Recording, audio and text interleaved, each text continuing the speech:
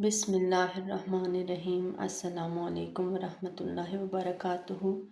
اگر کوئی شخص یوم عرفہ کے دن یعنی 9 ذی الحج کو عصر کی نماز کے بعد اللہ کا یہ مبارک اور خوبصورت نام یا متکبر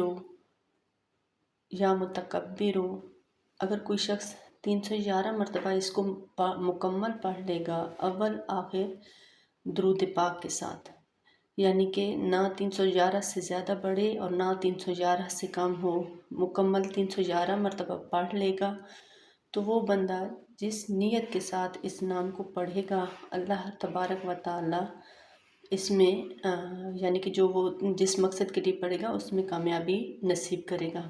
اسی طرح ایک اور وظیفہ ہے جو میں آپ کے ساتھ شیئر کرنا چاہوں گی، اور امید کرتی ہوں اس وظیفے کی برکت سے بھی آپ کی جو جائز حاجات ہوں گی وہ انشاءاللہ پوری ہوں گی، اور یہ بھی 9 ذی الحجہ کو ہی یہ وظیفہ کرنا ہے جو میں آپ کے سامنے پیش کر رہی ہوں۔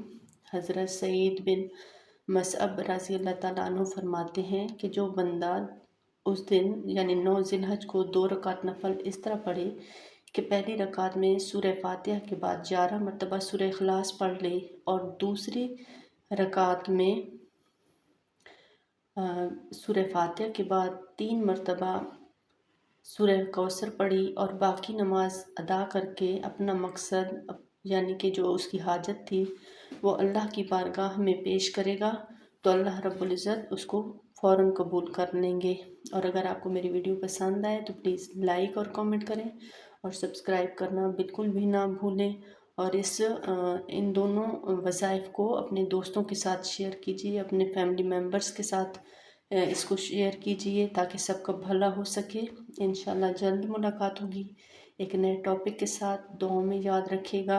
اللہ رب العزت سب کا حامی و ناصر ہو۔ السلام علیکم ورحمۃ اللہ وبرکاتہ۔ جزاک اللہ خیرہ۔